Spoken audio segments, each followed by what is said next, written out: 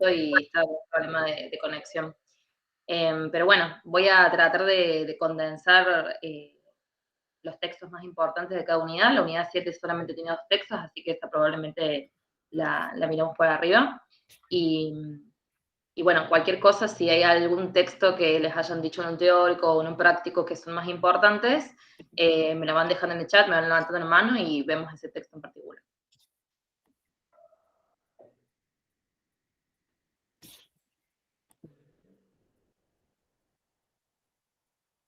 Supuestamente los textos que iban a tomar en el parcial iban a ser relacionar la unidad 5 con la 6, eso es lo que habían dicho. Hola, ¿cómo estás? Bueno, entonces unidad 4 la pasamos de largo, todos tienen esa misma información, No, están no sé, enterados. una compañera había preguntado a la profe y le había dicho que iba a ser más lo que es lo que iba a ser más la unidad 5 y 6 a relacionar esas dos. No sé si será si alguien más escuchó lo mismo o le dijeron lo mismo. La 4 han dicho que es como una de las más importantes a nosotros que estamos con Fantino. Sí, yo estoy con Fantino también y me dijeron eso, o sea, Fantino me dijo eso, que el parcial iba a ser más de relacionar la unidad 5 y 6. Ah, genial. Bueno, si quieren, vemos... Veamos la 4, la 5 y la 6 y la 7 por arriba, ya fue, porque la 7 no creo que la tomen. Bueno, Sí, la unidad 4 es la más importante, supuestamente. Bueno, bueno, si quieren podemos ver los más importantes de la 4 y ya de ahí nos vamos de lleno a lo que es unidad 5 y 6. Teniendo en cuenta también, bueno, esto de que si les llegan a preguntar a relacionar, está bueno como tener en cuenta algunos tips, digamos, a la hora de rendir.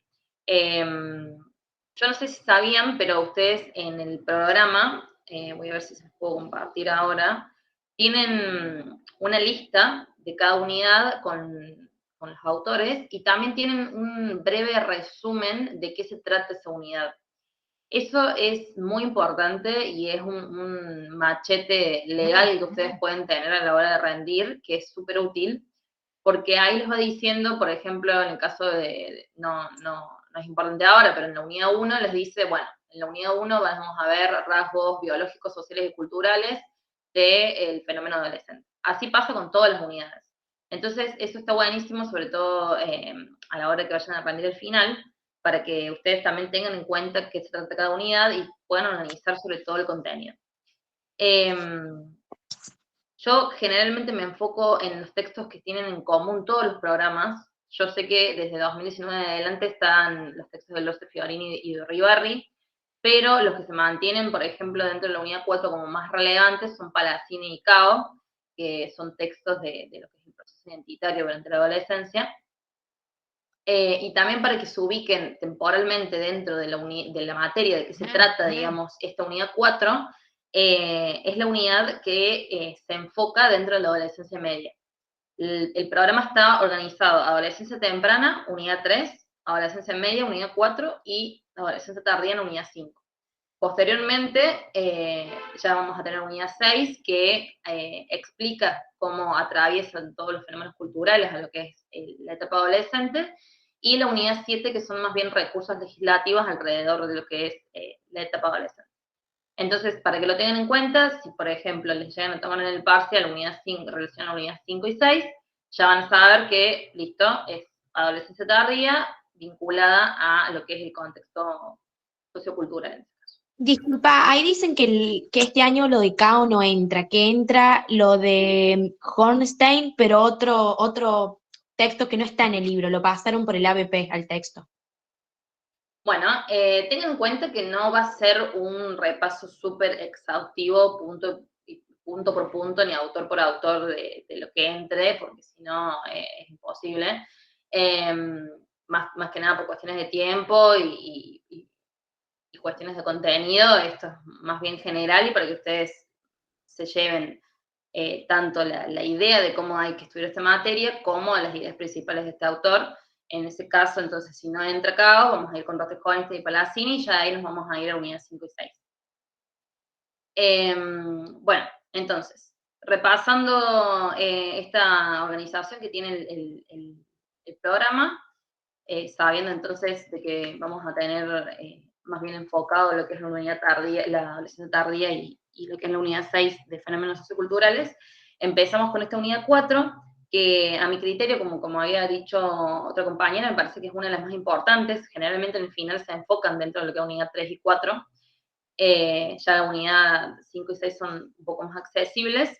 Y yo siempre les propongo que para estudiar a cada unidad lo piensen desde el título de la unidad.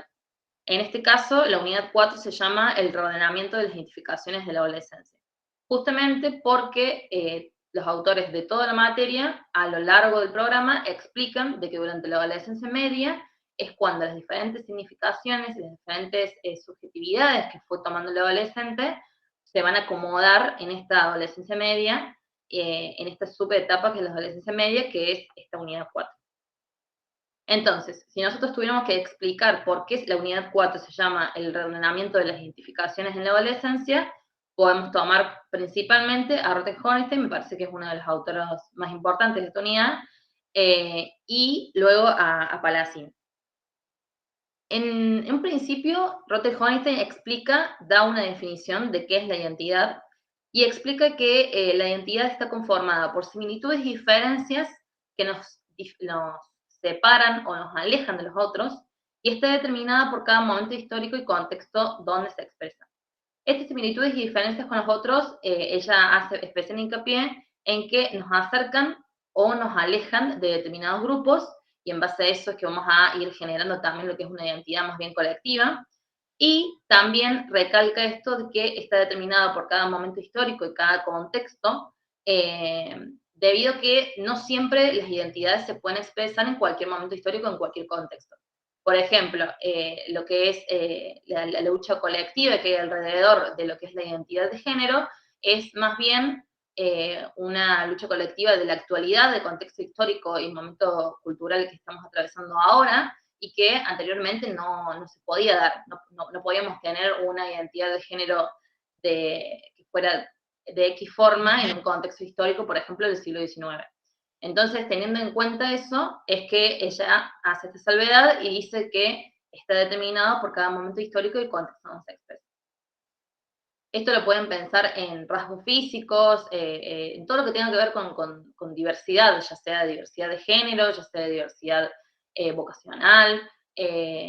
Por ejemplo, en el caso de que las mujeres consideren la profesión como parte de su identidad, probablemente las mujeres de siglos anteriores no tenían acceso a lo que es un estudio universitario, no podían encontrar su profesión como parte de su identidad, y posteriormente el acceso a los estudios superiores es lo que les brinda esa herramienta para poder garantizar una profesión y así incluirla dentro de su identidad y expresarla en base a ese contexto determinado.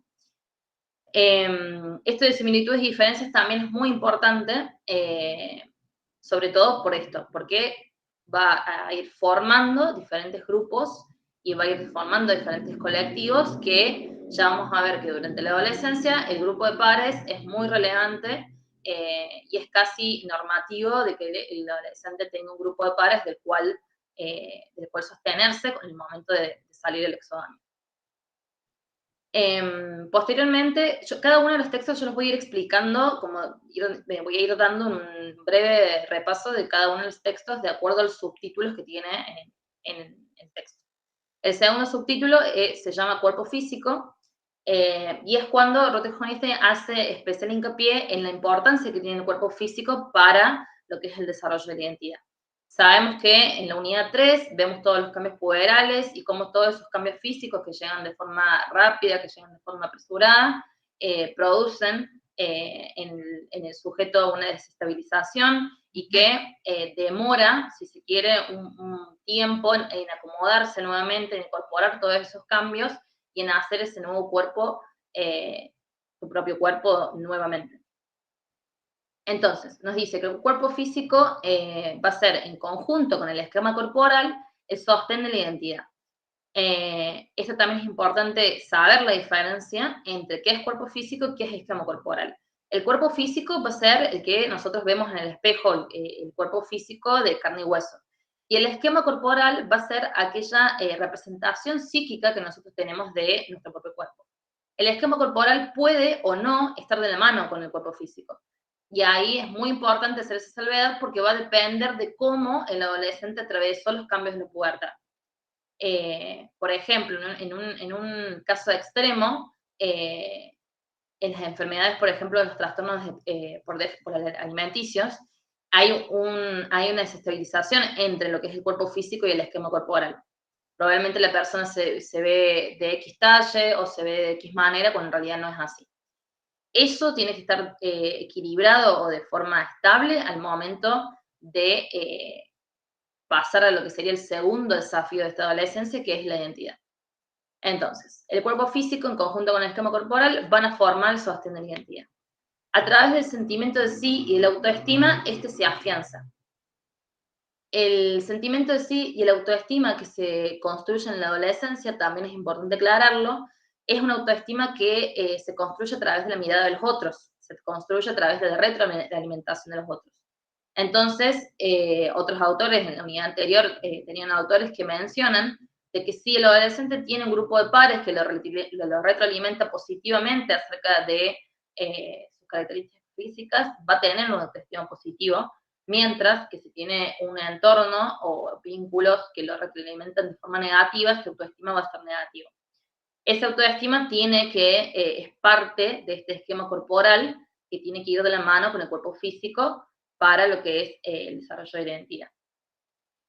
La determinación de la identidad sexual va a ir independientemente del sexo anatómico. En este punto Rotter Hornstein menciona esto más que nada para los casos donde existen otras identidades de género, no necesariamente heterosexuales, y hace esta salvedad más bien para mencionar de que no necesariamente ya que son todos autores psicoanalistas los que se ven, digamos, a lo largo de la asignatura, hace esta salvedad para mencionar que no necesariamente existe una identidad sexual heteronormativa, sino que también puede haber otras identidades de género, independientemente del sexo anatómico del sujeto, o el adolescente o el adolescente. Y después va a explicar de que existe una constitución identitaria como proceso. Esto lo va a ir desarrollando ella como etapas, de una forma más didáctica para que se entienda mejor, y va a explicar cómo esa identidad se va a ir nutriendo a partir de los significantes que el adolescente tiene de su entorno. En ese sentido, en un primer lugar, nos dice de que el adolescente va a tomar identificaciones prestadas de sus referentes. Voy a ver si... Bueno, después vamos a ver bien cuál es la diferencia entre identificaciones y entre No se está identidades. viendo, no se está viendo no sé si lo estás pasando. La primera diapo. Sí, se quedó ahí, no sé si... Sí, estoy ahí todavía. Ah, bien, bien. No, igual se está viendo mal.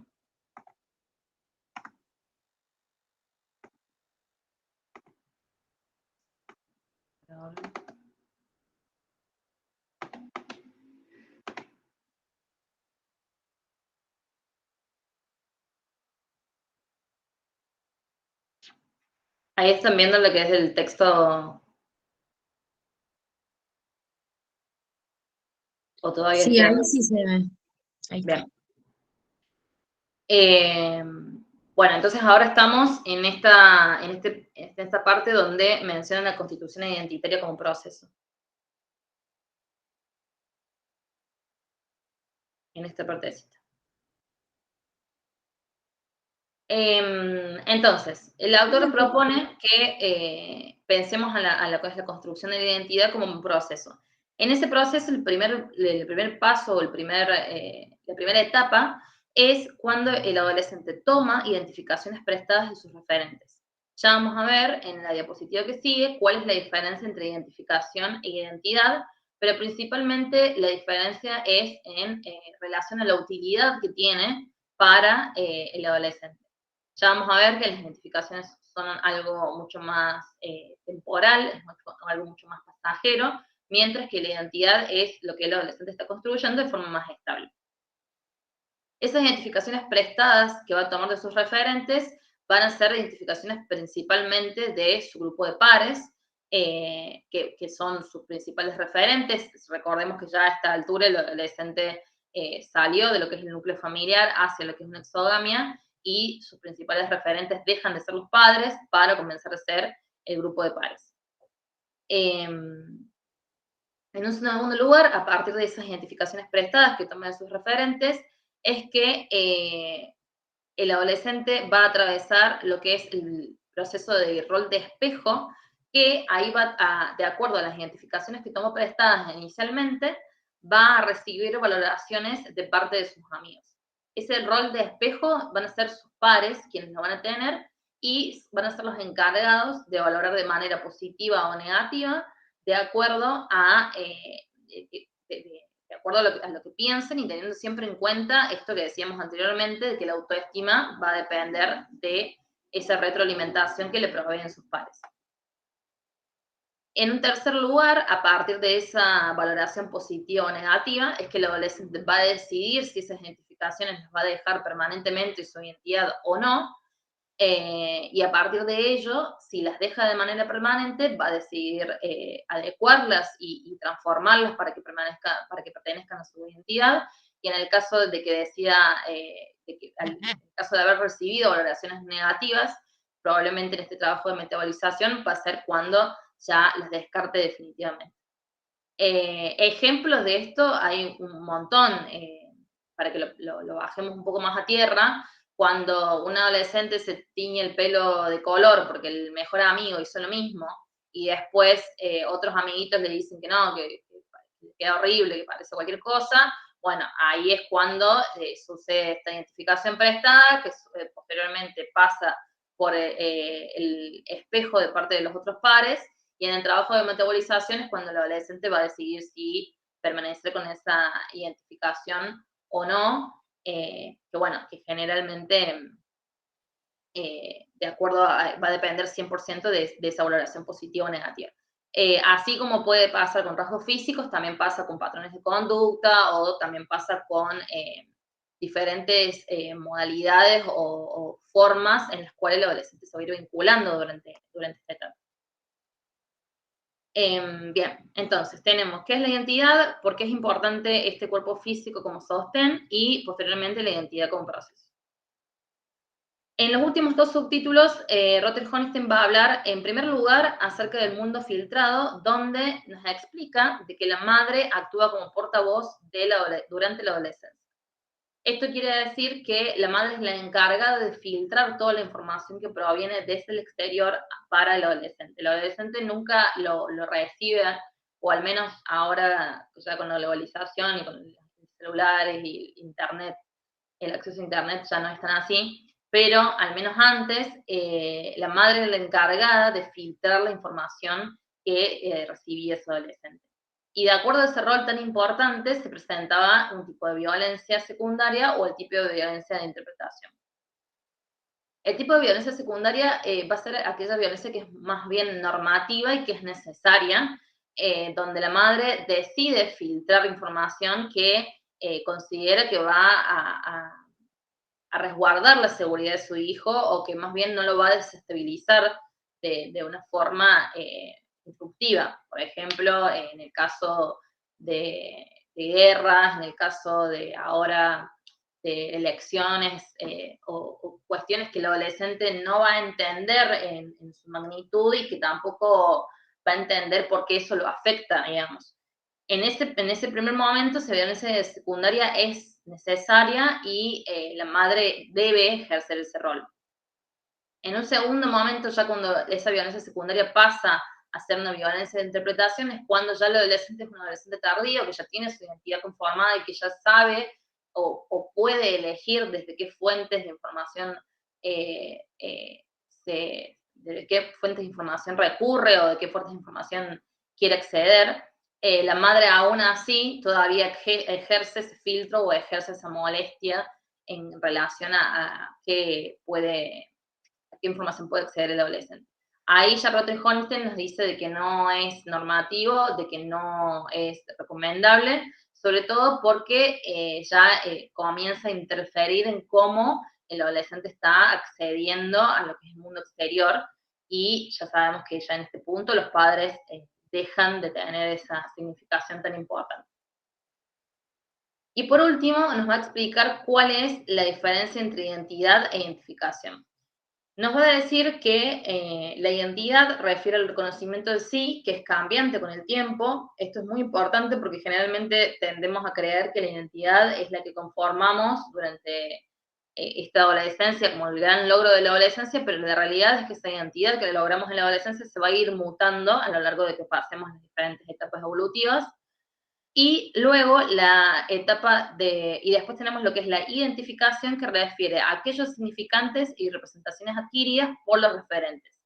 Esta identificación es efectivamente la que el adolescente va a ir tomando de sus pares y que van a tener este carácter de temporalidad más breve y que van a ser dinámicos. Estas van a depender exclusivamente de la vinculación que tenga el adolescente con un grupo de pares y de quienes tome él como referentes, no necesariamente el grupo de pares, también puede ser una banda de música o puede ser quien considere el adolescente en ese momento como un referente fuera de los padres. Tengamos en cuenta igualmente que esa identidad va a estar conformada por diferentes identificaciones que son las identificaciones que van a ir quedando posteriormente al trabajo de metabolización que mencionaba ella acá en el último punto. Entonces, la identidad y la identificación se diferencian en eso, en lo que es la temporalidad y la utilidad que tienen cada una para el adolescente. Con esto terminamos este texto y ahora pasamos a Palazzini entonces para ir a la unidad 5 y 6.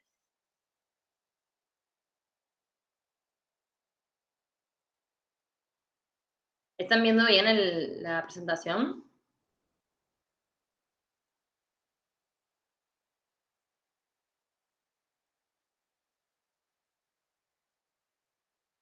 Bueno, Ahora no se ve nada. No sé si pusiste algo. sí. Moví nomás esa misma. Qué raro.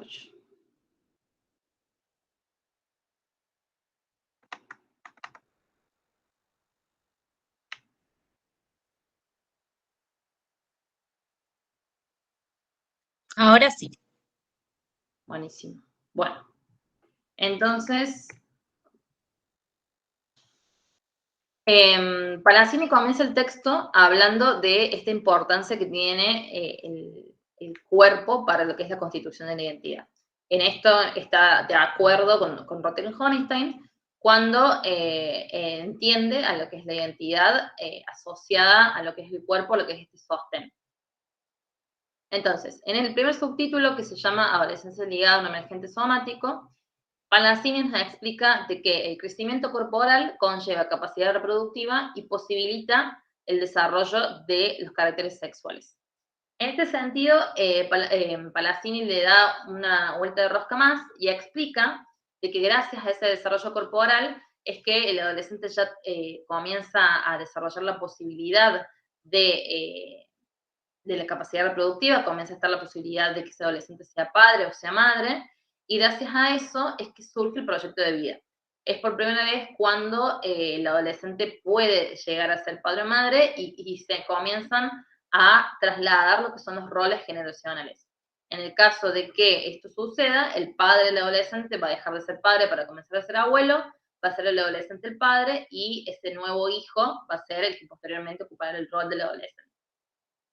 Todo esto Palazzini lo explica o lo acentúa de que es gracias a lo que es un crecimiento corporal que conlleva esta capacidad reproductiva y el desarrollo de los caracteres sexuales. Siempre teniendo en cuenta de que se haya producido esta salida normativa del adolescente hacia lo que es una exogamia y que no haya quedado nucleado solamente dentro del seno familiar. Posteriormente, el segundo subtítulo, que es de confrontación necesaria, explica Palacino la importancia de la confrontación dentro de lo que es el desarrollo identitario. En primer lugar, nos va a decir que la confrontación posibilita la desidealización de los padres, permitiendo dar lugar al reordenamiento identificatorio. Esa confrontación que sucede es cuando el adolescente ya comienza a criticar a ese discurso paterno que antes acataba a rajatabla y entiende que sus padres no son sujetos perfectos y que pueden tener tanto errores como también discursos que probablemente no estén de acuerdo con el discurso que él mismo va desarrollando a medida de que se vincula en la exogamia. Entonces, nos dice que esa confrontación va a posibilitar la desidealización y va a dar lugar al reordenamiento identificatorio. Ya vamos a ver que parte de lo que es la identidad infantil existe el discurso paterno como uno de los núcleos principales y es necesario que se confronte a ese discurso paterno de la identidad infantil para dejar atrás esa vieja identidad y comenzar con el reordenamiento identificatorio que va a dar lugar a la identidad adolescente. En el tercer subtítulo nos habla de tiempo tumultuoso, donde nos dice que ya trae un poco más, lo sitúa dentro del contexto actual y explica de que la confrontación se ve dificultada por fenómenos actuales tales como la adolescentización parental y la disminución de la moratoria psicosocial. En este sentido, explica de que la confrontación que es tan necesaria para ese ordenamiento identificatorio está dificultada por la adolescentización parental, que esto quiere decir que hay padres jóvenes, padres juvenializados o padres que son más bien amigos de sus hijos y no tanto padres que posibilitan esta confrontación o posibilitan, digamos, esta disputa. Siendo cada vez más difícil que se produzca esta confrontación, y una disminución de la moratoria psicosocial refiere a que ese tiempo que está aceptado socialmente para que el adolescente pruebe diferentes identificaciones y que pruebe cuál va a ser diferentes identificaciones para después conformar a su identidad definitiva, cada vez más corto, cada vez se le producen más exigencias a más corta edad, y por eso explica de que esta confrontación cada vez tiene menos lugar dentro de lo que es la etapa vital de la adolescencia. Esto de adolescentización parental ya lo vamos a ver que en la unidad 6 lo menciona Canciper y también menciona dos tipos de padres que, para que lo tengan en cuenta en el caso de una posible relación, que Palacino lo menciona acá y lo menciona así como tiempo tumultuoso. Y por último, para cerrar el texto, Palacino nos habla acerca de sucesos claves adolescentes. En los sucesos claves adolescentes hace como un repaso de qué es lo que pasa durante esta etapa y explica de que es necesario que en primer lugar lo extrafamiliar devenga más importante que lo familiar, que esto ya probablemente se lo acuerden de los trabajos psíquicos de Rudolfo. Es necesario que el adolescente se desestructure de su núcleo familiar y que comience a darle más importancia a la exogamia, más importancia a ese grupo de pares y más importancia a lo extrafamiliar propiamente dicho. Para todo esto que hablamos de identificaciones, para todo esto que hablamos de posible compañero o compañera sexual, para lo que es el desarrollo también de la identidad de género, es importante que el adolescente devenga, digamos, en lo extrafamiliar.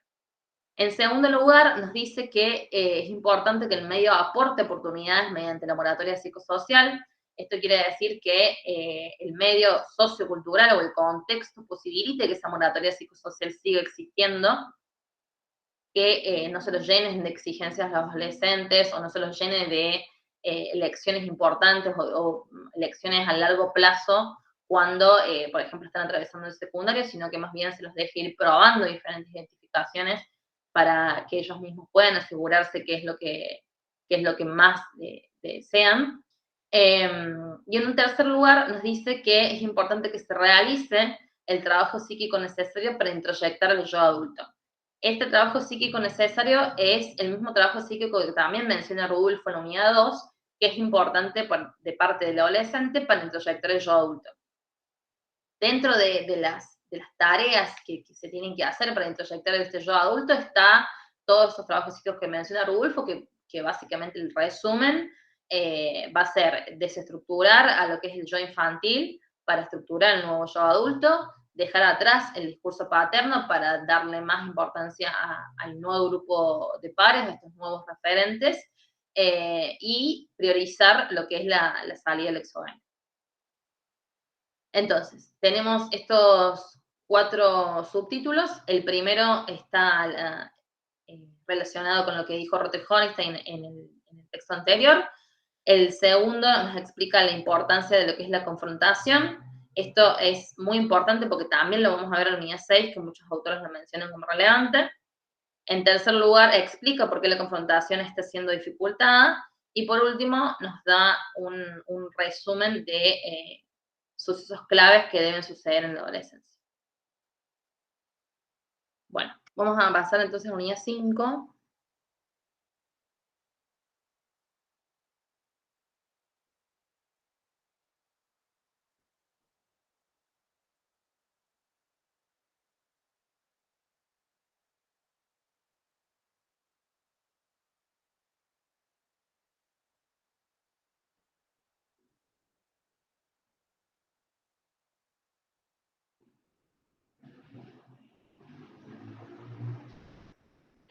Bueno, en la unidad 5 tenemos varios textos, a mi criterio, como los textos que más bien resumen qué es lo que tiene que suceder en esta adolescencia tardía, son los textos de Trinh de Merea y los textos de Saul Haber. No sé si estos textos los tienen en este programa, si les han dicho algo los profes de si lo incluyen o no lo incluyen, para que ya directamente empecemos a verlos.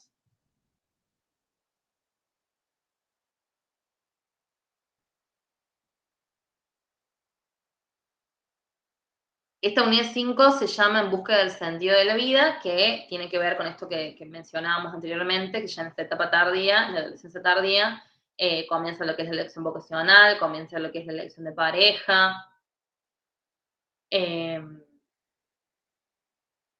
se acuerdan, o si saben que tienen estos 2 textos, empezamos nomás. Sí, sobre todo de Enrique, lo vimos mucho en los prácticos, pero no sé si lo va a tomar mucho en el parcial. Bueno, vemos cómo estamos de tiempo y si nos queda también para ver a Enrique antes de la unidad 6. Bueno, en primer lugar vamos a tener entonces a Trinh de Merea, que nos habla acerca de lo que son los cambios psíquicos que suceden en la adolescencia tardía. En este sentido, desarrolla 3 cambios psíquicos importantes o más relevantes dentro de la etapa, y en primer lugar comienza hablando acerca de lo que es la brecha generacional. Disculpa, ¿puedo hacer una cosa, una consulta? Otra cosa que también dijeron que iba sí o sí son los trabajos de la adolescencia de Yalover, algo así. Eso lo van a tomar sí o sí. Sí, acá en la que sigue lo vamos a ver. Listo, perfecto. 2 minutos que bajo y ya vengo.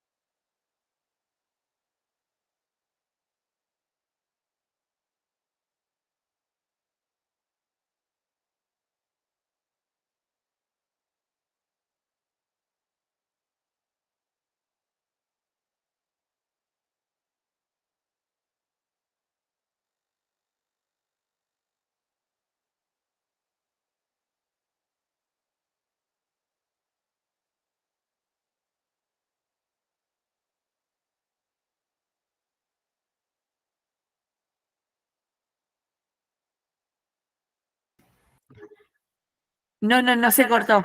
Dice Mar que justo le tocaron el timbre, ya se conectaba de nuevo.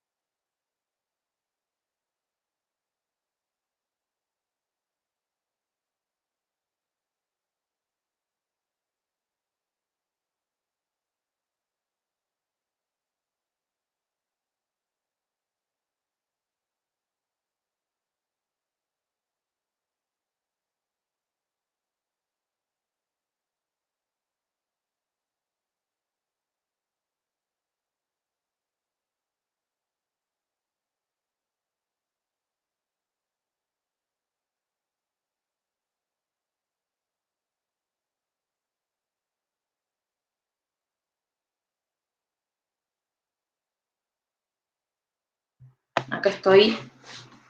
Así empezamos con unidad 5. Todavía lo pueden ver en la presentación bien, ¿no?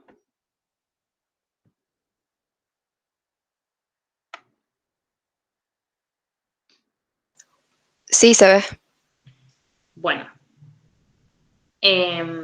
Como les decía, entonces, en este primer texto vamos a ver lo que son cambios psíquicos propios de la adolescencia y ya en el texto que mencionaba la compañera en Solar vamos a ver más bien cambios físicos que acompañan esta adolescencia tardía. En primer lugar, Trinity Meira nos habla acerca de lo que es la brecha generacional. En la brecha generacional nos explica de que se produce un trastocamiento de roles gracias a la presentación de la confrontación.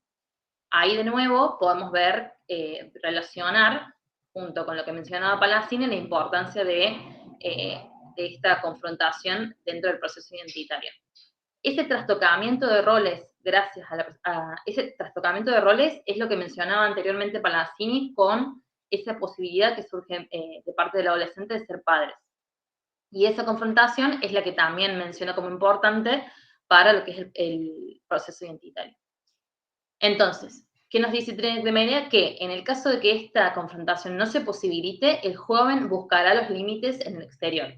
Que esos límites que busca en el exterior generalmente están vinculados con, por ejemplo, directivos de colegio o en el caso de que realice conductas ilegales, busca los límites dentro de lo que es la policía, por ejemplo.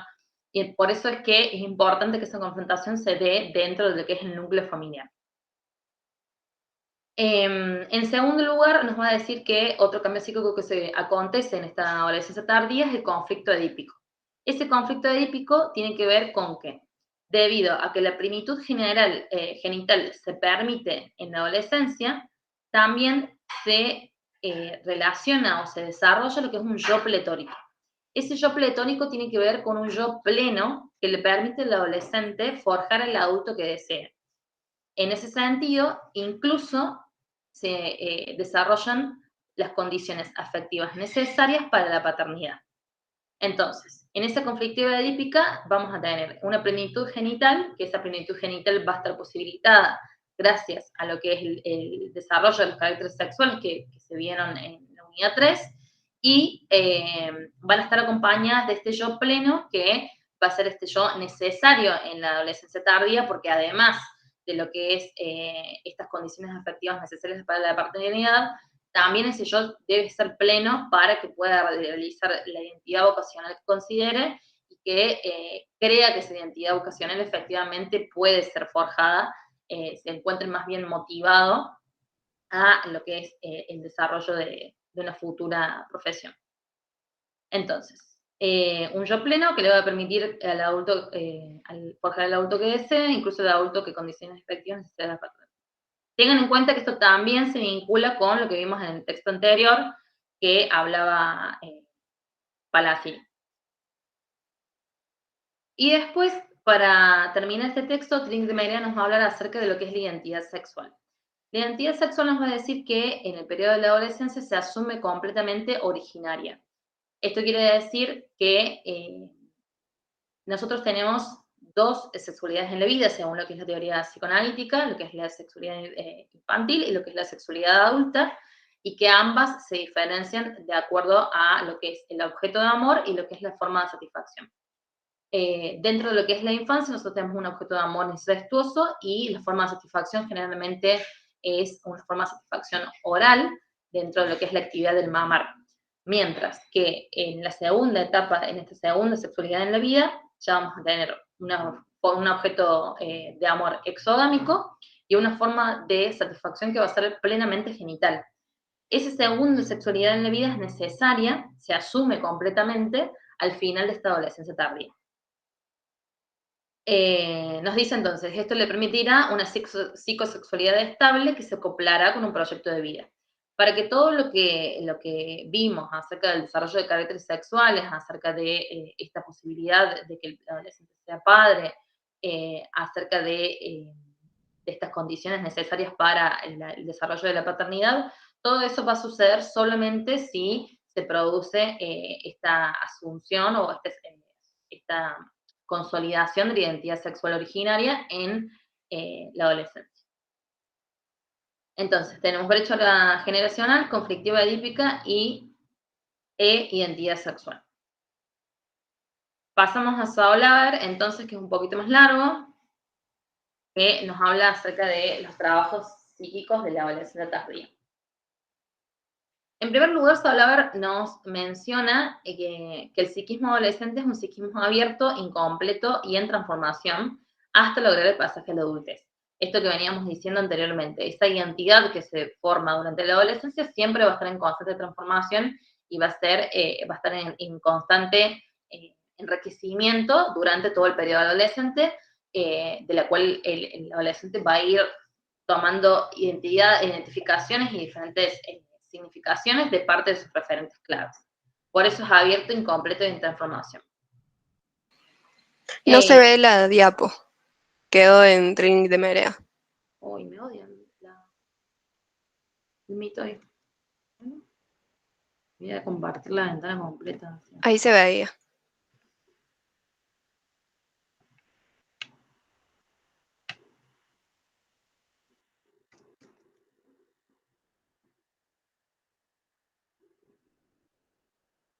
Ahora sí.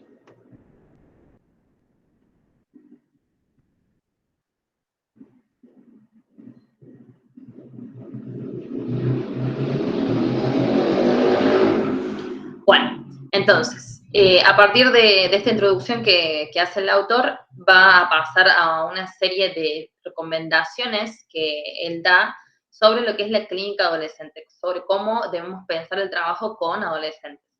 Y va a decir que lo debemos pensar desde dos ejes centrales. En este sentido, el primero de esos ejes va a ser que tener en cuenta que el grupo de pares es un vínculo indispensable para el adolescente.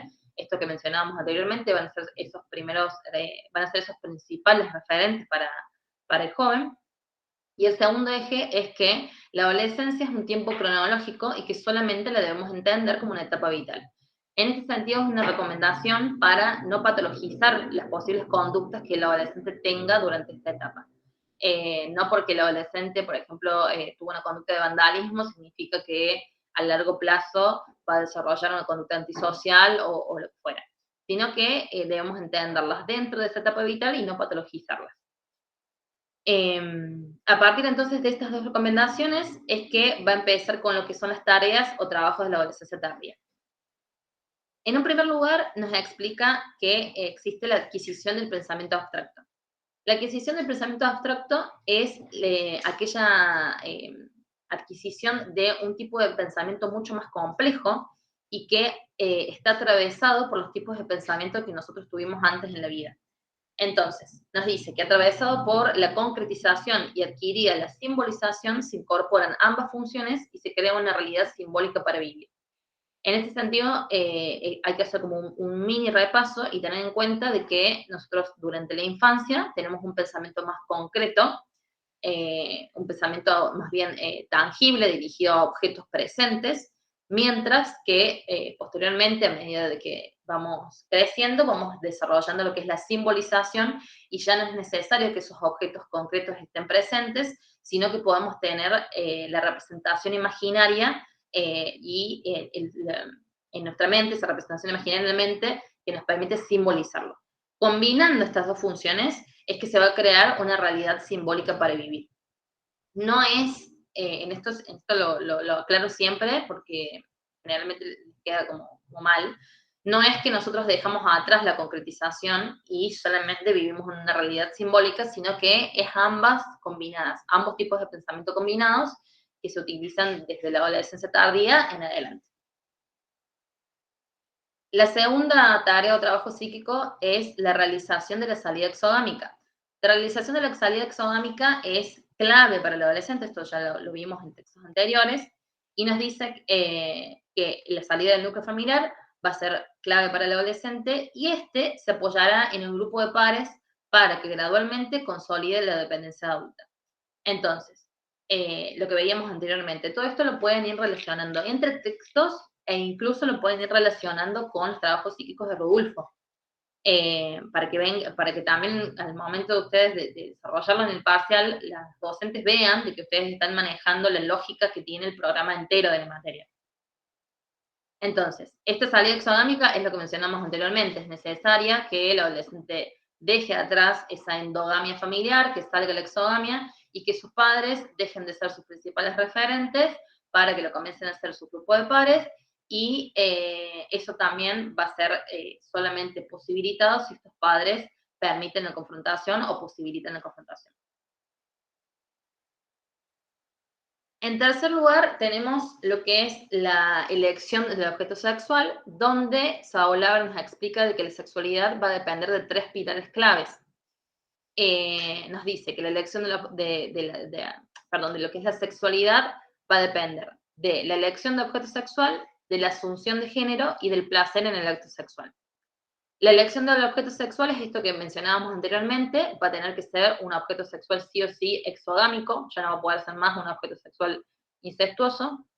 La asunción de género tiene que ver con esto que mencionábamos anteriormente, con esa identidad de género que no necesariamente tiene que ir acompañada de la anatomía del sujeto, y del placer en el acto sexual para que en este sentido desviar lo que son, o más bien desplazar lo que son las energías que están centradas en la genitalidad a través de la actividad masturbatoria hacia un exterior, hacia una exogamia, y que se desarrolle la forma de satisfacción propiamente dicha genital. El siguiente trabajo psíquico es la asunción del cuerpo adulto, donde nos dice que el esquema corporal infantil deberá ser sepultado para introyectar representación del cuerpo adulto. Esto que mencionábamos anteriormente. Cada cuerpo físico va acompañado de un esquema corporal, ya sea el cuerpo físico infantil va acompañado de un esquema corporal infantil, y así con lo que es el cuerpo adulto. Y por ello es que en este sentido Soler hace especial hincapié en que ese esquema corporal infantil ya debe ser sepultado para poder consolidar lo que es un esquema corporal adulto, que vaya de la mano con este nuevo cuerpo desarrollado. Y así introyectar la representación del cuerpo adulto, esta representación simbólica que mencionábamos anteriormente. En el siguiente trabajo psíquico tenemos lo que es la construcción del ideal del yo. Esa construcción del ideal del yo va a ser solamente si nosotros logramos sepultar lo que es el yo ideal, y ese ideal del yo se integre con el super yo en conjunto. En este punto es importante saber diferenciar entre el yo ideal y el ideal del yo. El yo ideal tiene que ver con todas aquellas demandas y aquellas obligaciones y con todos los ideales que tienen que ver con el discurso paterno. Todo lo que nuestros padres quieren que estudiemos, quieren que seamos, etc. Mientras que el ideal de yo es más bien todo lo que refiere a lo que nosotros mismos deseamos ser y lo que nosotros mismos tenemos como ideales. Entonces, Sauer ya en esta adolescencia tardía nos dice que no nos podemos dejar liderar más por lo que es ese yo ideal, tiene que ser completamente sepultado, y que en el ideal de yo se tiene que integrar lo que es la instancia psíquica del super yo para actuar como instancias limitadoras en la adultez. Ambas en conjunto tienen que actuar como instancias limitadoras de la adultez para que ya no sea necesario el discurso paterno, para que nosotros mismos sepamos regular o sepamos poner límites en ciertas situaciones. En el siguiente tarea o trabajo psíquico hablamos acerca de lo que es la consolidación de la elección vocacional. En esta adolescencia tardía es muy importante, lo mencionan varios autores acerca de lo que es la elección vocacional, y nos dice de que es necesario que exista una satisfacción dentro de lo que es la actividad laboral para no permitir la sobrevaloración de lo monetario. Si estuvieron trabajando mucho con Enrique en los prácticos, seguramente se lo acuerdan, seguramente sepan de qué estoy hablando. Muchos autores explican de que en la actualidad, en el contexto actual, existe una sobrevaloración de lo monetario, donde se está dejando atrás lo que es la vocación y se está priorizando lo que es una carrera, un oficio, una profesión que tenga mayor ingreso económico antes de lo que realmente identifica a cada sujeto. Y por ello es que en esta adolescencia tardía nos dice, es muy relevante de que esa elección vocacional aún permanezca, que aún se tenga en cuenta, para permitir que exista la satisfacción en la actividad laboral. En este punto también lo pueden relacionar con Rodulfo, porque Rodulfo nos explica de que tiene que haber el carácter lúdico del juego infantil, que tiene que estar reflejado en la actividad laboral. Bueno, Sauer dice exactamente lo mismo, nada más que en vez de decir lúdico, dice satisfacción. Pero básicamente reflejan eso, que ese carácter de satisfacción o ese carácter positivo que tenía el juego infantil durante la etapa de la infancia, para la redundancia, tiene que estar posteriormente en la actividad laboral adulta todavía presente. Y por último tenemos lo que es la apropiación de la idea de muerte, que ese es el último de los trabajos psíquicos, donde nos dice que el adolescente va a dejar atrás la omnipotencia de existir y entiende la muerte como una realidad ineludible, independientemente de la edad. ¿Por qué hace esta aclaración Rodulfo? Porque sabemos que durante lo que es la adolescencia temprana y la adolescencia media hay una fuerte predominancia o hay una mayor frecuencia de conductas de riesgo donde el adolescente tiene esta característica omnipotente o esta característica narcisista. Ya habiendo atravesado esta etapa, ya dentro de la adolescencia tardía, es que el adolescente tiene que dejar atrás esa omnipotencia de existir y entender una realidad, la muerte como una realidad ineludible, que también lo puede atravesar a él independientemente de la edad que tenga.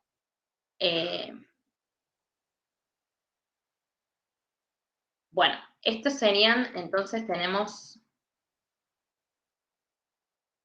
varias tareas, sí que son 7 tareas o trabajos psíquicos en total, que ahora que empezamos con la unidad 6, podemos ir viendo cómo relacionar cada uno con la unidad 6, si es que les toman la relación entre la unidad 5 y 6.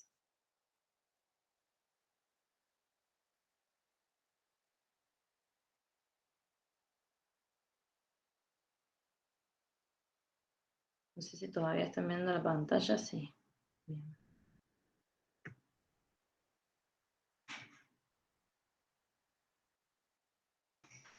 Bueno, de esta unidad 6, tengo entendido que tienen 2 textos de Ballardini, Canciper, Lerner, Lalois y Crespo, Perinat y Martínez Criado.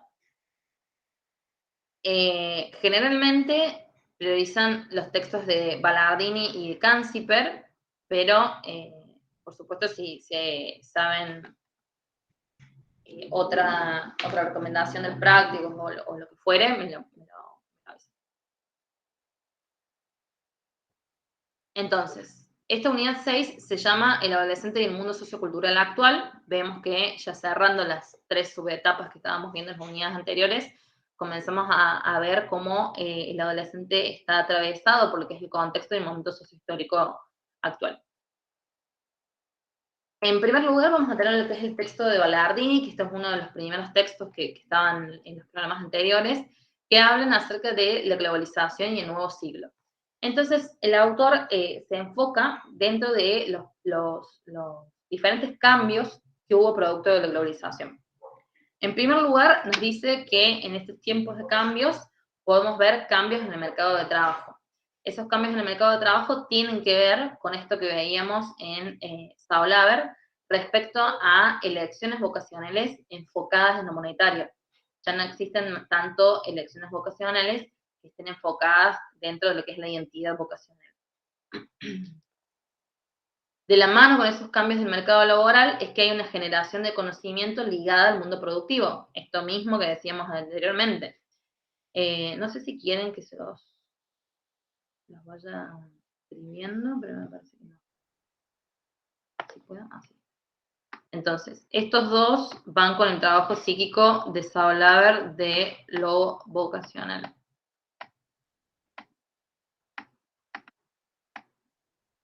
De la unidad 5, para que vayamos ya armando un poquito de relaciones.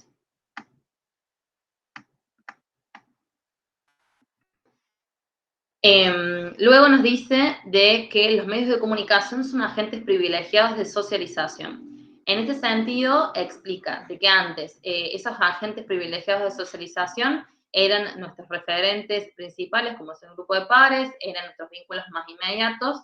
Ahora eso queda atrás, inclusive estos medios de comunicación también es un poco poco antiguo porque acá tenemos que tener en cuenta lo que es el uso de las redes sociales a la hora de lo que es agentes privilegiados de socialización. Y Ballardini llega a una conclusión en este primer subtítulo donde nos dice que hay una instrumentalización de la vida en general. ¿Qué quiere decir esto? Así como en la unidad anterior Enrique y Raskovan mencionaban de que los adolescentes le daban un sentido instrumental a lo que es la escuela secundaria, ahora ese sentido instrumental está en la vida en general. ¿Qué quiere decir? Estudiamos para lo que es asociado a un mundo productivo para generar mayores ingresos, para a través de la generación de mayores ingresos también generar mayor consumo, y así parece ser un círculo cíclico que no termina. Entonces, esta es la principal preocupación que tiene este autor, porque dice que esta instrumentalización que existía antes solamente en la educación secundaria, ahora pasa a ser en la vida en general. Y después nos dice que observamos adultos juvenilizados y jóvenes adultizados. ¿Quién decía esto también que recién lo vimos? Uy.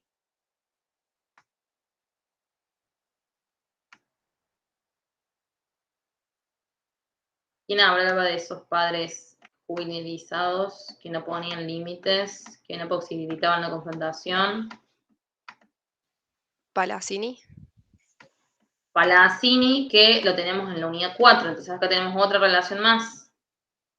Y también, si mal no recuerdo, había uno de los trabajos psíquicos de Saulaver. Aquí tenemos una vocación que era Saulaver. Bueno, entonces, esos adultos juvenilizados son estos adultos que prefieren generar un vínculo más bien fraternal con lo que son sus hijos adolescentes, que no posibilitan esa confrontación, que no permite que se estructure ese discurso paterno a través de la confrontación, y jóvenes adultizados refiere a que comienzan a ser jóvenes que tienen que hacerse cargo o que tienen que tomar las responsabilidades que sus propios padres no están tomando. Posteriormente, en el segundo subtítulo, Ballardini nos habla acerca de lo que es el advenimiento de las pantallas. Ese advenimiento de las pantallas explica lo que es este gran uso de los medios de comunicación y de las redes sociales, porque a través de esas pantallas, a través de este surgimiento del uso de medios de comunicación y de redes sociales, es que se propagan nuevas exigencias estéticas. Estas nuevas exigencias estéticas tienen que ver con nuevas exigencias físicas que posteriormente se decantan en lo que es el desarrollo de trastornos alimenticios como anorexia o bulimia, y existe una continua necesidad de permanecer conectado. En este último punto también es muy importante con lo que tiene que ver con las redes sociales.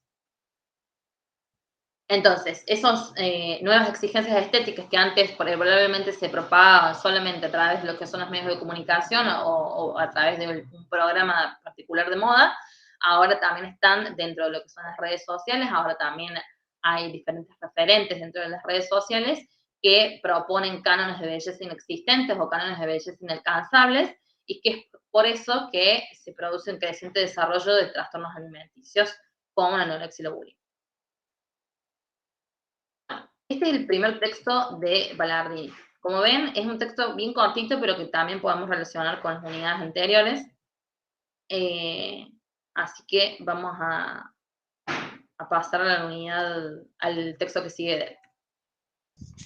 Ese otro creo que no va, por lo que dice el programa. ¿Ese no lo tienen? El de viejas y nueva forma de ser joven, no.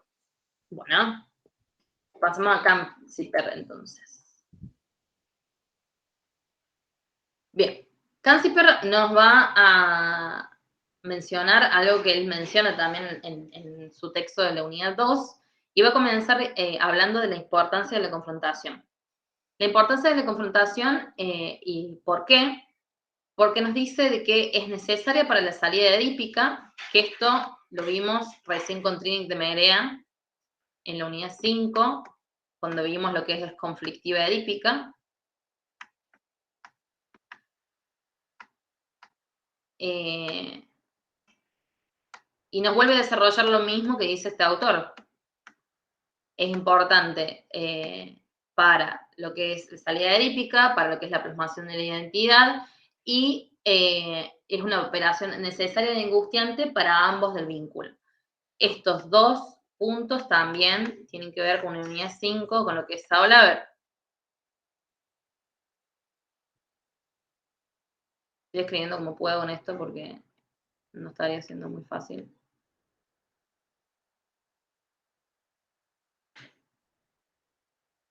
Bueno, entonces, la importancia de la confrontación porque nos permite la salida edípica, esa salida edípica que tiene que ver también con lo que es la salida del núcleo familiar, y con este desplazamiento que tiene que hacer el adolescente hacia lo que es la exogamia, es fundamental para la plasmación de la identidad, para esta reestructuración identitaria que se produce en la adolescencia, y hace esta aclaración en que es una operación necesaria y angustiante para ambos del vínculo, pero que igualmente tiene que suceder para no apelar, digamos, a lo que es este tipo de parentalidad más bien filial, sino más bien a un tipo de parentalidad que produzca o que le dé lugar a esa confrontación. Posteriormente, en el segundo subtítulo del texto, Canciper nos habla acerca de la posición independiente. La posición independiente es un subtítulo donde él va a explicar cómo se produce la conformación de la identidad a través de 3 pasos que se basan en la tesis y antítesis. Lo pueden tomar como pasos o como etapas. En un primer lugar, nos dice de que se rechaza la tesis parental, se rechaza todo esto que vimos antes, se rechaza todo lo que tiene que ver con el discurso parental de forma total, no se le da lugar ni siquiera a lo que es la reformación, sino que directamente se lo sepulta. En una segunda etapa o en un segundo lugar es que se produce la antítesis y suerte de autonomía, donde el adolescente, a partir de esa confrontación y rechazo del discurso parental, es que genera su propia identidad. Generalmente esa identidad es tan opuesta a lo que es el discurso paterno que por eso Canciper lo menciona como antítesis. Y en tercer lugar, se produce lo que es la síntesis, que es el reordenamiento identificatorio propiamente dicho. En esta última etapa es cuando ya el adolescente entiende de que puede tomar diferentes elementos de ese discurso parental, resignificarlos y tomarlos como propios. Es por eso que nosotros, más allá de que en la adolescencia negamos todo lo que tiene que ver con el discurso paterno o rechazamos todo lo que tiene que ver con el discurso paterno, posteriormente esos valores y creencias continúan a lo largo de nuestra vida y es por eso, porque tomamos lo que viene de ese discurso parental, lo resignificamos y lo introyectamos en nuestra propia identidad. Entonces, tenemos tesis, antítesis y síntesis. La tesis va a ser ese discurso normativo que viene desde el rol parental, la antítesis va a ser el rechazo total y la toma de postura opuesta a lo que es la tesis parental, y ya en un tercer lugar es que se va a producir la síntesis, que es tomar esa tesis parental resignificada para la construcción de nuestra propia identidad. En el subtítulo siguiente, Canciper nos va a hablar acerca de padres que no posibilitan la antítesis. Y esto es lo que les estaba diciendo anteriormente, que lo vimos en la unidad 4, tanto con Rotter como con Palazzini, sobre esos padres que no posibilitan la confrontación y que ya sabemos, porque se los dije varias veces en este ratito, que en confrontación no hay identidad. Entonces, si tenemos padres juvenilizados o padres que apuntan a un rol filial con sus hijos, no ayudan dentro de lo que es este sepultamiento que tiene que haber de la tesis parental. Y para eso Canciper nos da el ejemplo de 2 tipos de padres. En un primer lugar, el padre cucharita, y en un segundo lugar, el padre blando. El padre cucharita, nos va a decir Canciper, es aquel que no ejerce la función paterna y por lo tanto no aporta a la dinámica familiar. Fraterniza el vínculo con el adolescente. Eso es la oración clave. Fraterniza el vínculo con su adolescente. Elige ser un par con su hijo adolescente antes que posibilitar la confrontación. ¿Por qué nos dice que no ejerce la función paterna o que no aporta nada a la dinámica familiar? Porque generalmente este tipo de padres elige permanecer de lado, permanecer de costado antes de que tomara una posición contra o a favor de su hijo. Es el típico padre que si le pedís permiso por algo, te dice, no, anda a preguntarle a tu mamá, cosa que yo no tenga nada que ver. O no, anda a preguntarle a X para que yo no tenga nada que ver. Generalmente no aportan nada en la dinámica familiar, tampoco lo quieren hacer. Se fraterniza el vínculo con el adolescente por esto que les decía antes. Se toma al adolescente como par. Él elige ser amigo de su hijo antes que ser un padre que ejerce esta autoridad o confrontación. Y el padre blando es una inversión de la función paterna donde se produce una relación simbiótica. Una inversión quiere decir que se da vuelta en la relación de padre e hijo. En vez de ser el padre que le pone límites a sus hijos, es el hijo el que se le pone límites a los padres, generando una relación simbiótica. Ocasiona en el adolescente una hiperactividad del superyo. ¿Qué quiere decir esto? De que el adolescente, al no tener desde su núcleo familiar alguien que le ponga límites o alguien que genere esta confrontación, en el aparato psíquico lo desarrolla él de forma defensiva, lo hiperdesarrolla él desde lo que es la instancia del superyo. Esta inversión de la función paterna lo vimos antes con el autor, que era también Rotter, si mal no recuerdo, que nos dice que hay jóvenes adultizados, porque son jóvenes que tienen que hacerse cargo de sus padres, o que son jóvenes que son los que le ponen límites a sus padres, o los que controlan a sus padres, y que es por eso que son propios, o tipos o rasgos de personalidad propios de lo que son esos tiempos tumultuosos, o lo que es este tiempo de globalización, como también mencionaba Larry. Bien. Y después, yo creo que tenía algo más de Principal. Bueno, entonces, ¿prefieren ver otro texto más de esta unidad 6? ¿Quieren pasar al 7 o prefieren ver relaciones entre autores? Tienen 3 opciones.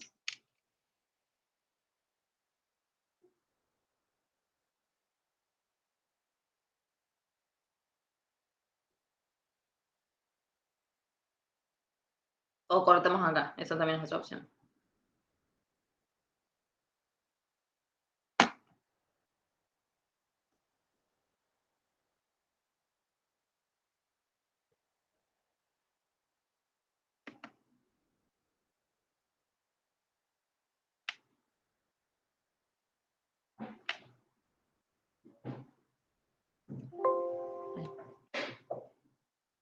Bueno, si no tienen ninguna otra duda pendiente o algo más que sepan que les hayan dicho en prácticos, teóricos, etcétera, que les van a tomar, lo dejamos acá entonces. Yo tengo una duda. Sí. ¿Con qué autor se podría, o sea, si nos pide algo con el grupo de los pares, cuál sería el más importante o el que abarca todo? Porque hay algunos que lo mencionan, pero tampoco tipo hablan en sí. Sí, lo que pasa es eso, principalmente, que no hay un autor específico que hable sobre los grupos de padres, sino que todos lo incluyen a lo que es la importancia de los grupos de padres dentro del proceso identificatorio. Pero bueno, lo podés mencionar desde Palazzini, por ejemplo, que lo menciona acerca de la importancia que tiene esta salida de exogamia, salida de lo extrafamiliar, o también desde Rotter Honstein. Pero sí, ese es el problema que tiene el grupo de pares.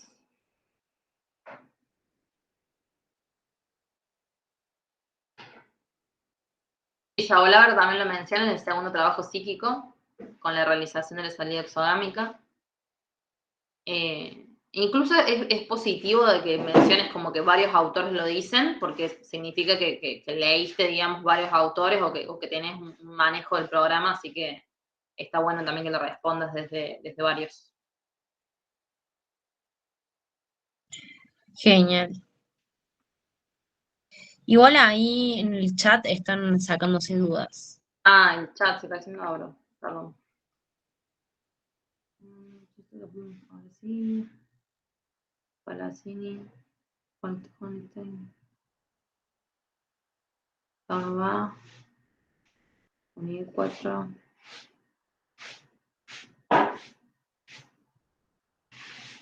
Bueno, el Lerner, entonces vamos a ver antes de cerrar. A ver.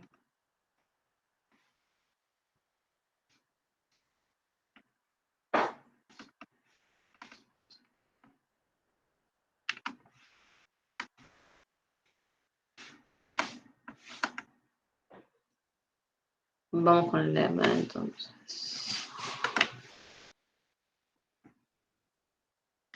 Bueno, Lerner es un texto que lo pueden relacionar fácilmente con Ballardini y con también todos los textos que mencionan estas dificultades que hay producto del contexto actual en lo que es el proceso identitario o el desarrollo identitario. En primer lugar, Lerner nos va a hablar acerca de los tipos de adolescentes que hay en la posmodernidad. Y para eso nos va a enumerar a dos tipos de adolescentes, el adolescente navegador y el adolescente de descarte. El adolescente navegador, nos explica, va a ser aquel que se caracteriza por tener una plasticidad yoica y capacidad de navegación en la moratoria y mayor creatividad.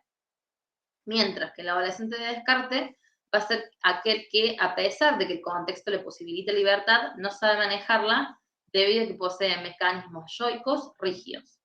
Entonces, en el primer lugar, el adolescente navegador que tiene plasticidad yoica refiere a que tiene un yo lábil, plástico, que le permite incorporar diferentes recursos, diferentes herramientas, en el caso de cambios contextuales o en el caso de cambios dentro de su entorno.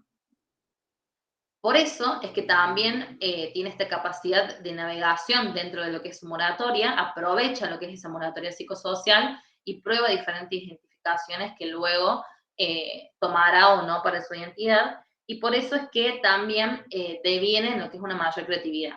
Al haber mayor pruebas, al haber mayor experimentación durante lo que es esa moratoria psicosocial, es que el adolescente después también desarrolla lo que es esta característica de mayor creatividad. En cambio, el adolescente de descarte es un adolescente que tiene un mecanismo, un yo muy rígido, es un adolescente muy estructurado, un adolescente con un yo muy estructurado, que eso no le posibilita, a pesar de que el entorno le dé lugar a lo que es la moratoria psicosocial, no le posibilita experimentar o no le posibilita indagar dentro de esa misma moratoria. ¿Por qué Lerner menciona estos dos tipos de autores, a estos dos tipos de adolescentes, el navegador y el de descarte? Porque posteriormente él va a introducir lo que es el concepto de trauma. Y lo va a definir y va a decir que el trauma se define como la ruptura de la continuidad que puede implicar a lo mejor o algo nuevo. Se expresa generalmente debido a un contexto de vertiginosidad y constituye un peligro interno y externo, donde el grupo de pares tendrá un rol fundamental. Ese grupo de pares va a ser determinante para que ese trauma sea un enriquecimiento o sea una detención. Entonces, ese trauma que se define como la ruptura de la continuidad tiene que ver con esta continuidad infantil que nosotros teníamos hasta que vino lo que son los cambios adolescentes. En esa ruptura de esa continuidad es cuando el adolescente se va a apoyar dentro de su grupo de pares y que así ese grupo de pares lo va a acompañar para que lo considere enriquecimiento o en el caso de que tenga un yo rígido, eso se constituye como una detención. ¿Por qué dice que el trauma generalmente se expresa en un contexto de vertiginosidad? Porque el trauma generalmente se expresa si el adolescente no cuenta con los recursos necesarios para abordarlo. Y el no contar con esos recursos necesarios tiene que ver con esto de no tener un grupo de pares. Entonces, debido a un contexto de vertiginosidad que no le permite explorar esa exogamia, que no le permite aprovechar esa moratoria psicosocial y no le permite, por lo tanto, construir un grupo de pares, es que ese trauma se configura como tal y que se produce esa detención. ¿Por qué dice que constituye un peligro interno y un peligro externo? En primer lugar, un peligro interno por lo que significa esa ruptura de la continuidad, y en segundo lugar, es un peligro externo porque significa un peligro para el adolescente esa detención. Un peligro en el sentido de que se va a reflejar también en su propia conducta esa característica yoica rígida. Se va a reflejar en que el adolescente no tome decisiones, por ejemplo, conductas de riesgo, o que no decida, por ejemplo, no quiera apropiarse de diferentes identificaciones. Se va a reflejar en un adolescente más bien retraído, más bien introvertido, y que va de la mano con lo que es esta importancia que tiene el grupo de pares. Entonces, ¿qué nos dice el Lerner? De que idealmente, debido a que en la actualidad, en la posmodernidad, hay un contexto que posibilita o que donde hay altas probabilidades de que exista un trauma, es que el Lerner nos explica de que debemos ayudar al adolescente a que sea un adolescente navegador, a que se caracterice por tener plasticidad yoica, donde se adapta a los diferentes cambios circunstanciales de su contexto, y que existe la capacidad, que entienda la importancia de la navegación en la moratoria para lo que es el desarrollo de mayor creatividad. No tenemos mucho más de ese autor. Todo lo que es Lerner, tengan en cuenta que lo pueden desarrollar lo pueden relacionar con las tareas de Saulau que vimos anteriormente. Todo lo que es la realización de la salida exogámica, todo lo que tiene que ver con la consolidación de la elección vocacional, todo lo que tiene que ver con la importancia que tiene el contexto y el entorno de sus pares para la consolidación de la identidad está vinculado con Lerner. Y si no, dentro de la misma unidad, lo pueden relacionar con Ballardini, que también habla de esta importancia de los cambios que se producen producto de la globalización, tanto en el mercado de trabajo como en la conclusión a la que él llega, que es esta instrumentalización de la vida en general. Bueno, ¿tienen alguna duda, algún otro pedido más que quieran ver?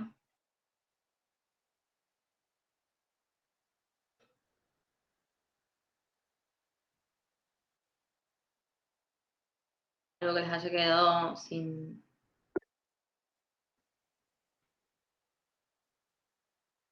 Conductas de riesgo del Le Breton. Bueno, ahí vamos entonces a unidad 7, así vemos un poco más de esa unidad.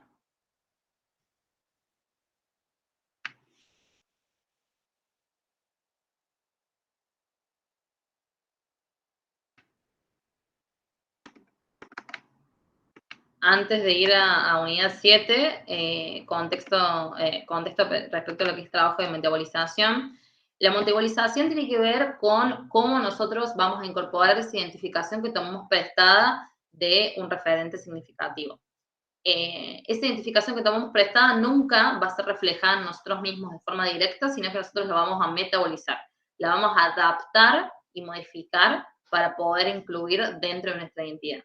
Si yo, por ejemplo, tomo la identificación prestada de un amigo que fuma, yo para replicar esa identificación en mi propia identidad la voy a metabolizar y la voy a adaptar. Probablemente yo no comience a fumar igual que él, pero lo considere, o si comienzo a fumar no va a ser con la misma frecuencia que él, o probablemente yo se lo cuente a mis padres y él no. Todo eso tiene que ver en cómo esa identificación que tomamos prestada va a ser metabolizada e incluida dentro de nuestra identidad. Bueno, vamos entonces a Le Breton con test de riesgo. Todo lo que es conductas de riesgo, tengan en cuenta que lo pueden relacionar con el trabajo psíquico que vimos de Saulau, que es la apropiación de la idea de muerte, donde dice que deja atrás lo que es la omnipotencia y comienza a entender la muerte como una realidad posible. Lo pueden relacionar con ese trabajo psíquico, porque las conductas de riesgo generalmente están propiciadas o están impulsadas producto de esa omnipotencia o característica narcisista que existe durante la adolescencia. En primer lugar, el autor en esta unidad 7, Le Breton, nos va a explicar qué es la conducta de riesgo, y para eso la va a definir. Y nos va a decir que la conducta de riesgo es la expresión de conducta de riesgo, la expresión de conducta de riesgo reúne una serie de conductas dispares, repetitivas o únicas que ponen simbólica o realmente la existencia en peligro. A partir de esa definición es que Le Breton hace una distinción acerca de qué es una conducta de riesgo y de qué son conductas riesgosas. Generalmente las conductas de riesgo tienen que ver con conductas que afectan la propia vida o que ponen en peligro la propia vida, mientras que las conductas riesgosas son aquellas que también ponen en peligro a terceros. Nos explica, porque ya vamos a ver que él habla después de lo que son las conductas de autolesión en la adolescencia, de que generalmente en la adolescencia hay conductas de riesgo y no tanto conductas riesgosas. A pesar de que sí las hay, a estas segundas hay más de las primeras. Entonces, a partir de esa definición introductoria, es que posteriormente nos habla acerca de los ritos de institución o ritos de iniciación, también los pueden encontrar. Nos dice, las conductas de riesgo son ritos íntimos de contrabando que apuntan a fabricar sentido para continuar viviendo, apartándose del malestar de la etapa. Permiten disminuir la confusión del pasaje entre etapas vitales. Entonces, esas conductas de riesgo que son ritos íntimos, generalmente son ritos propios de iniciación que realiza el adolescente para lo que es el pasaje a la adultez.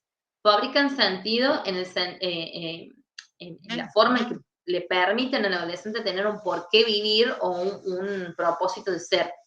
Entonces, lo que es, por ejemplo, lo que mencionábamos recién, como que es la conducta de fumar, es un rito de iniciación propio del adolescente que para él constituye un sentido y que también puede ser una de las causas por las que les permite continuar viviendo.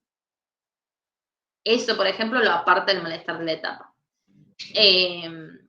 Lo que es, por ejemplo, el consumo de alcohol, también es otro ejemplo que puede utilizarse acá, lo aparta del malestar de la etapa, lo fabrica sentido.